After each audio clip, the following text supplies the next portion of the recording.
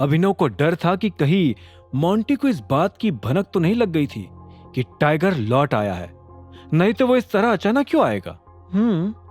मुझे तो ये समझ नहीं आ रहा है कि मोंटी एकदम से कैसे वापस आ रहा है।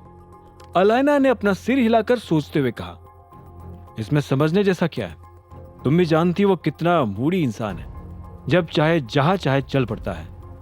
अभिनव ने अलाइना के दिमाग में आ रहे डाउट को पहले ही क्लियर कर दिया ताकि उसे बाद में कोई शंका ना हो। तो फिर अब क्या करना है? मोंटी के आ जाने के बाद तुम कंपनी के उस गद्दार को कैसे पकड़ोगे? अलाइना ने अभिनव से आई कांटेक्ट करते हुए पूछा। अलाइना ने मोंटी के आने की खबर दे दी थी, लेकिन अभिनव नहीं चाहता था कि वो अभी ही उसके सामने आ जाए। मोंटी भले ही कल आ रहा हो, लेकिन तुम मत बताना उसे कि मैं भी वापस आ गया हूं। अभिनव की बात सुनते ही अलाइना और लोकेश दोनों शॉक्ड रह गए। तुम ये क्या बोल रहे हो? वापस आने के बाद भी तुम्हें कंपनी पर कंट्रोल नहीं चाहिए? क्या अभी भी मोंटी ही उसे संभाले? अलाइना ने हैरान होते हुए पूछा। हाँ, और वैसे भी टाइगर, मोंटी की लीडरशिप में हमारी ग्रुप की सारी कंपनीज बहुत बुरी हालत में है। लोकेश ने भी अलाइना की बात को सपोर्ट करते हुए कहा। अभिनव लोकेश की बात सुनकर उसकी ओर देखने लगा। वो कुछ बोल नहीं रहा था, लेकिन ये बात जरूर समझ गया था कि मोंटी को बिजनेस चलाना नहीं आता था। उसकी नई कंपनी इमेजिंग सिक्योरिटीज की डगमगाती हालत भी इस बात का सबूत थी। अभिनव, कुछ तो बोलो। अभिनव को शांत खड़ा देख अलाइना बेचैन हुए जा रही थी। इधर अभिनव अपनी कही बात पर फिर से विचार करने लगा था। एक तरफ उसे अंडरकवर रहकर अपने दुश्मनों से भी निपटना था, तो दूसरी तरफ उसे अपने ग्रुप की सारी कंपनीज के लॉस को भी रोकना था। उसके लिए डिसाइड कर पाना अब काफी मुश्किल हो गया था। लेकिन इसी बीच अभिनव को यह भी महसूस हुआ कि फिलहाल उसे अपने दिमाग को शांत करने की जरूरत थी। अपने पुराने अंकल से मिलना, एक्सीडेंट के बारे में सुनना, मोंटी का वापस आ जाना, इन सभी बातों ने अभिनव के दिमाग को जाम कर दिया था। उसे ठंडे दिमाग से सोचने की जरूरत थी कि अब आगे क्या हो सकता था।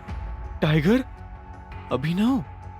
अलाइना और लोकेश की एक और पुकार के बाद ही अभिनव ने उनकी ओर देखकर अपना मुंह खोला। हाँ, एक काम करो, जब वो आ जाए तब मुझे इन्फॉर्म कर देना, तब देखते हैं। तुम्हारा एटीट्यूड कब से ऐसा हो गया? तुम तो एक एक कदम की प्लानिंग करते हुए ही चलते थे ना? अलाइना ने पूछा।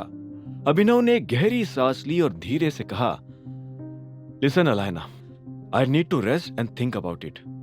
अलाइना फिर से कुछ कहना चाहती थी, लेकिन अब उसे समझ आ गया था कि अभिनव को एक ब्रेक की जरूरत थी। लोकेश ने भी यही बात समझकर बीच में कुछ नहीं कहा। वो तीनों अब एक साथ बिना कुछ कहे नजरें नीचे करके खड़े थे।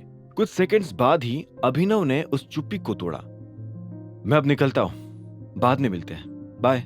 लोकेश और अलाइना ने धीरे से सिर हिलाकर हामी भरी और फिर अभिनव उस मूवी थिएटर से बाहर निकल आया।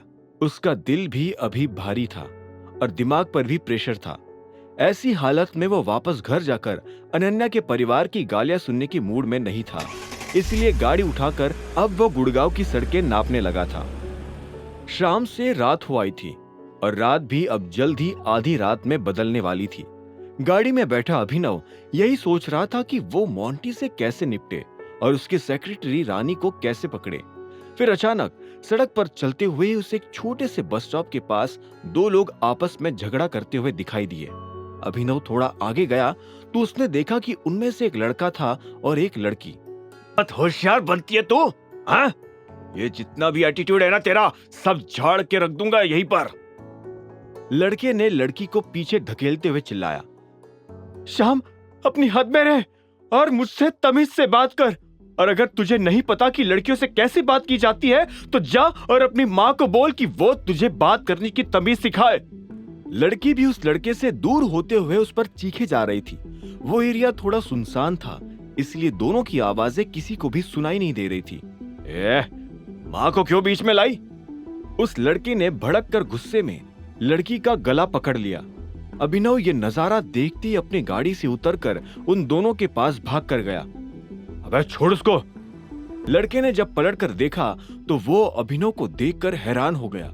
उस लड़की की भी जब सांस में सांस आई तो वो अभिनव को देखकर हैरान हो गई। अभिनव, तुम? उस लड़की ने पूछा। चाहत, ये सब क्या हो रहा है? अभिनव ने उसकी तरफ घूरते हुए कहा। फिर उसने उस लड़के को भी देखा।